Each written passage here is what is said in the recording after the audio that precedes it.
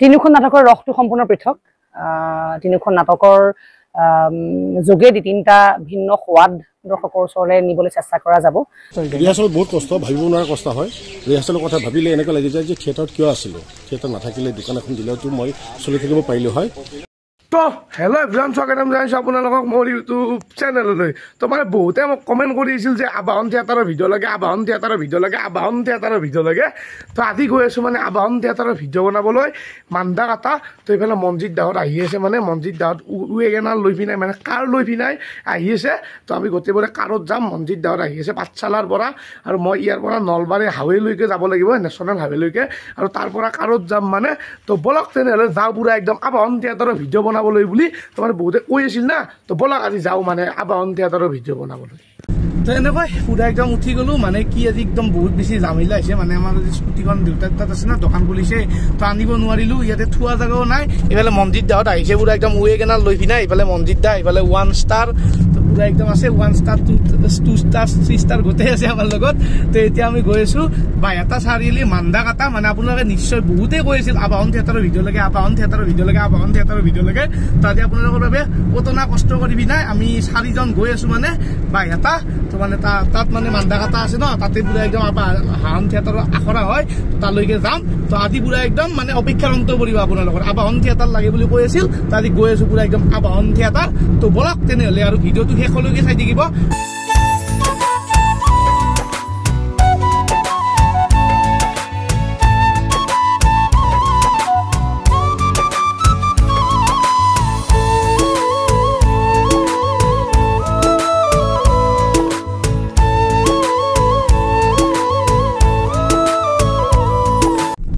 আৰু এনেকৈ গৈ আছোঁ পুৰা একদম আখৰা গৃহৰ ফালে আৰু মানে একেলগে হয় আবাহন আৰু ৰাজধানী তো ভাবিছোঁ কি একেলগে কৰিম দুয়োটাই আৰু চক পৰিৱেশটো কি ধুনীয়া আৰু একদম মানে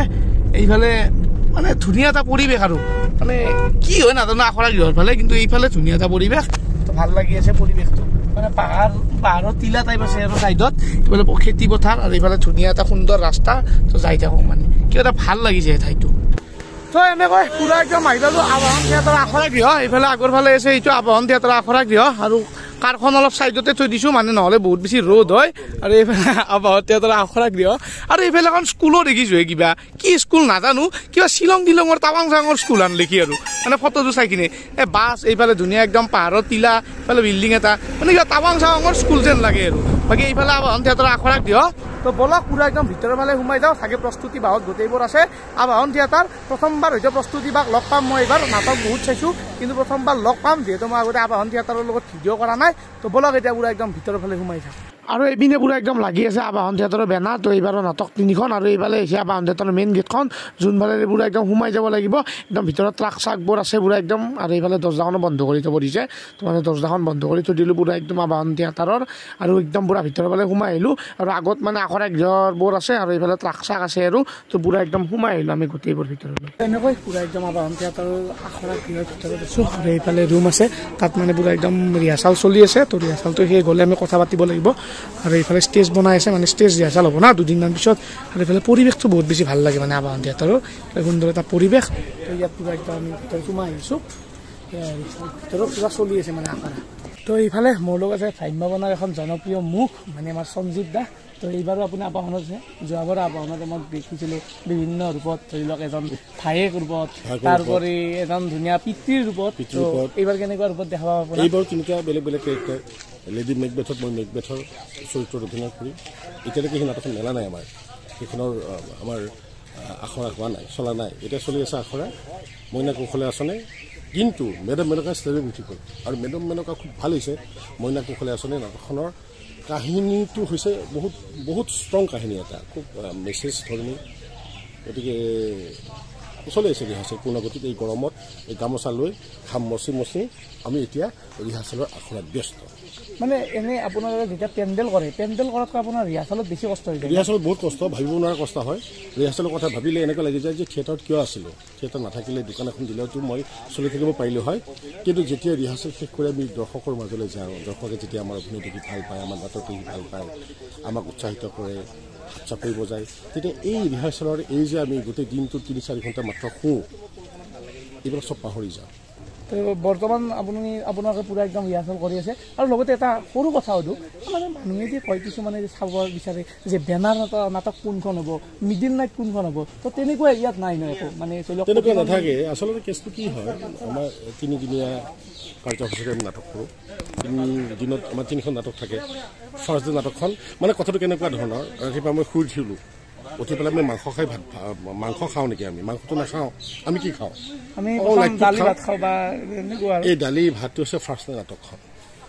দুপৰীয়া আমি অকণ বেছিকৈ খাই ভাল পাওঁ সেইখন হৈছে ছেকেণ্ড ডে নাটক ৰাতি অকণমান লাইক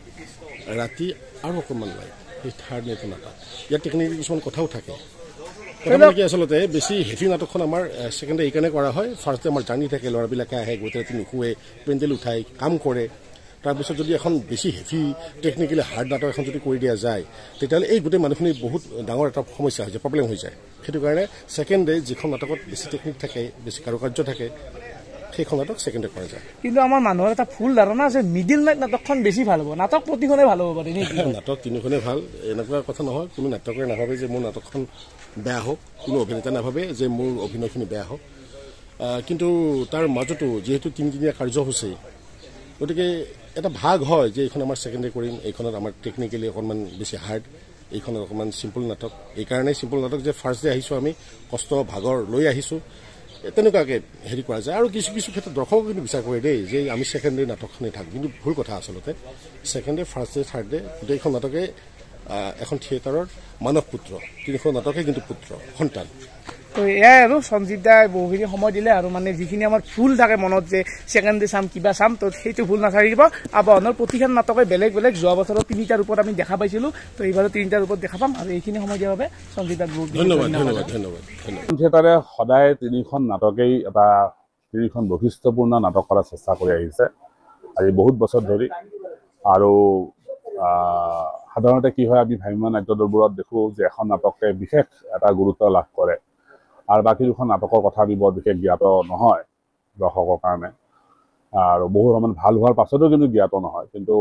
আবাহন থিয়েটাৰত এতিয়া সম্পূৰ্ণৰূপে ব্যতিক্ৰম প্ৰতিটো নিশাৰ নাটকেই এটা বিশেষ বৈশিষ্ট্য বহন কৰি যোৱা কেইবছৰ যেনেকৈ আহিছে এইবাৰো আহিব আৰু ঠিক সেই ধৰণে আমাৰ মেডাম মেনকা যিখন দ্বিতীয় নিশাৰ নাটক এই দ্বিতীয় নিশাৰ নাটকখন আমাৰ ইতিমধ্যে মিউজিক হৈ গৈছে আমাৰ তাৰ মঞ্চ আখৰা চলি আছে আৰু আমি যোৱাকালি নিশাৰ পৰা আমি প্ৰথম নিশাৰ নাটকখন মইনা কুশলে আচনে সেইখনৰ আমি মাটি আখৰা আৰম্ভ কৰিছোঁ আৰু তাৰপিছত এইখনৰ যেতিয়া মঞ্চত আমি উঠিম তাৰপিছত আমাৰ লেডি মাকবেথ নাটকখনৰ মাটি আখৰা আৰম্ভ হ'ব আমাৰ নাটক 3খনৰ নাম হৈছে মইনা কুশলে আচনে তই মেডাম মেনকা আৰু লেডি মেকবেথ আৰু আবাহনৰ এই 45 বছৰীয়া এইটো বৰ্ষ 2024-25 নাট্যবৰ্ষ 3খন নাটকৰ ৰসটো সম্পূৰ্ণ পৃথক 3খন নাটকৰ যোগেদি 3টা ভিন্ন সোৱাদ দৰ্শকৰ ওচৰলৈ নিবলৈ চেষ্টা কৰা যাব তাৰ লগতে মুখ্যতঃ কিন্তু বিশেষভাৱে মই এগৰাকী অভিনেত্ৰী হিচাপে সাংঘাতিক মই উৎসুক হৈ আছোঁ লেডি মেকবেথ নাটকখনৰ কাৰণে যিহেতু তেনেকুৱা ধৰণৰ এটা শৈলীক তেনেকুৱা ধৰণৰ এটা পটভূমিক ৰূপসজ্জা সাজসজ্জা মঞ্চসজ্জাক এতিয়াৰ সময়ৰ লগত সমিল মিলনলৈ আনি প্ৰেজেণ্ট কৰিবলৈ যোৱাটো এটা বৰ কঠিন কাম তাৰ লগতে চৰিত্ৰসমূহৰ যি পৰিৱেশন হ'ব প্ৰত্যেকজন চৰিত্ৰ সেই পৰিৱেশনটোৰ শৈলীটো অলপ পৃথক হ'ব আগতে কৰাতকৈ আৰু এটাই জানে মেকবেথৰ বিষয়ে আৰু শেক্সপিয়াৰ নাটকবোৰ অলপ মনস্তাত্ত্বিক হয় গতিকে সেই মানসিক অন্তৰ্দ্বন্দ্ব হওক মানসিক স্থিতিবোৰ হওক বুজাই তুলিবৰ কাৰণে যথেষ্ট অভিনয়ৰ ষ্টাইলাইজ অভিনয়ৰ দৰকাৰ হ'ব লেডি মেকবেথ চৰিত্ৰটো কৰিবলৈ বৰ আগ্ৰহী হৈ আছোঁ তাৰ লগতে ভাল লগা এখন নাটক মইনা কুশলে আচনে তই যিটো চৰিত্ৰ মোৰ সদায় প্ৰিয় এগৰাকী মাতৃৰ চৰিত্ৰ আৰু পৰিয়ালৰ আজিৰ সময়ৰ এটা খুব প্ৰকৃত আচলতে মই ভাবোঁ প্ৰকৃত এটা সমস্যা প্ৰকৃত এটা দুখ বা ক্ষোভ বা যি বুলি কওঁ আমি বেদনা বুলি কওঁ বা যি বুলিয়ে কওঁ আমি সফলতা শব্দটোৰ অভিজিত বৰ্তাই ক'লেই নাট্যকাৰে যে বিশ্লেষণটো অলপ পৃথকভাৱে কৰিবলৈ চেষ্টা কৰা গৈছে মইনা কুশলে আচনে তই নাটকখনত পাৰিবাৰিক এখন নাটক খুব সুন্দৰ সোৱাদৰ এখন নাটক হ'ব খুব মসৃণ এখন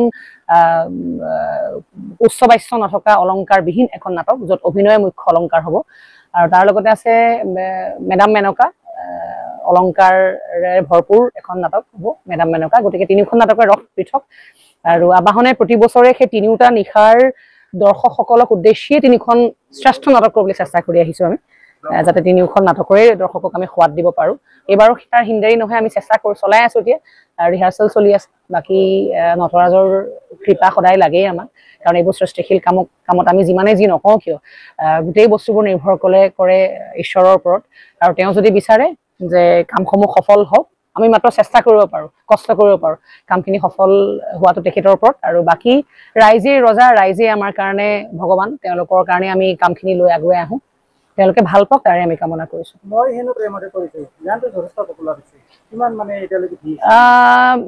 অডিঅ'ৰ ভিউজটো মই এতিয়ালৈকে চোৱা নাই, অডিঅ' ভিউজটো বাৰু যথেষ্ট হ'ব। এতিয়া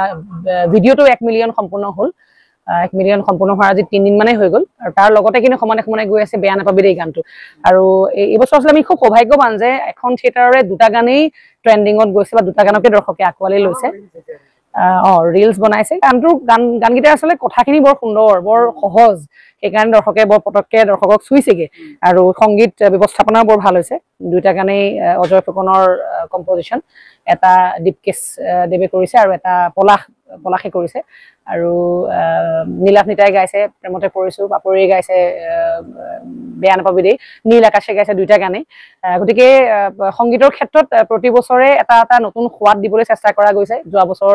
জানা মাততো গানটোতো শিহৰণ সৃষ্টি কৰিছিলে, আৰু এইবাৰো এতিয়া আমি আশাবাদী আৰু আগবাঢ়ি গৈ থাকিব। বাকী লগতে আৰু গান আহি আছে। মইনা কুশলে আছোনে তই শীৰ্ষক এটা গীত অতি সোনকালে জুবিন গাৰ্গৰ কণ্ঠত আপোনালোকৰ ওচৰলৈ আহিব। সেইটোও বৰ সুন্দৰ গান হৈছে, সেইটো গানো নিশ্চয়কৈ দৰ্শকে ভাল পাব। আমি 27 আগষ্ট তাৰিখে পাঠশালাৰ পৰা আৰম্ভণি কৰিম বুলি সিদ্ধান্ত চিন্তা কৰি থকা হৈছে। বাকী দেখা যাব, এতিয়া কৰি চাওঁ আৰু। এনেকৈ আমাৰ গোটেইকেইটাৰ বাইক লোৱা কমপ্লিট। আৰু থাকিম মানে আমাৰ জেফ্ৰিদা, আৰু জেফ্ৰিদাই মানে কিবা কাম আছে তো তাড়াতাড়িকৈ ওলাই গুচি গ'ল। আৰু এইফালে গোটেই ছেটিংছৰ বস্তুবোৰ আছে বাৰু, আৰু বাকী এইফালে ট্ৰাক চাকবোৰ, এইফালে গোটেই ছেটিংছৰ বস্তু, আৰু এইফালে ষ্টেজ, তো গোটেইখিনি হৈ আছে। আৰু এইফালে আমাৰ প্ৰস্তুতি বা থাকে এই ঘৰৰ ফালে, তো এই চাইডে আমাৰ প্ৰস্তুতি বাৰ ঘৰো থাকে। মানে গোটেই আখৰা ঘৰটো দেখাই দিছোঁ এবাৰ, যিহেতু আহিছোঁ আৰু সেয়াই আৰু মানে ধুনীয়া এটা পৰিৱেশ, মানে খুব সুন্দৰ এখন ঘৰো থাকে আমাৰ, এনেকুৱা সুন্দৰ নহয়, খুব সুন্দৰ মন্দিৰ, খুব সুন্দৰ ঘৰ, মানে খুব সুন্দৰ এটা পৰিৱেশ। মানে এইফালে চব কি খুব সুন্দৰ, মানে এটা ধুনীয়া ঘৰৰ দৃশ্য আৰু মানে বহুত বেছি ভাল লাগে। এনেকুৱা লগা নাই যে আখৰা ঘৰ, এনেকুৱা লাগি আছে যেন কাৰোবাৰ ঘৰতে আহিছোঁ, মানে প্ৰস্তুতি বাৰ নিজৰ ঘৰতে আহিছোঁ।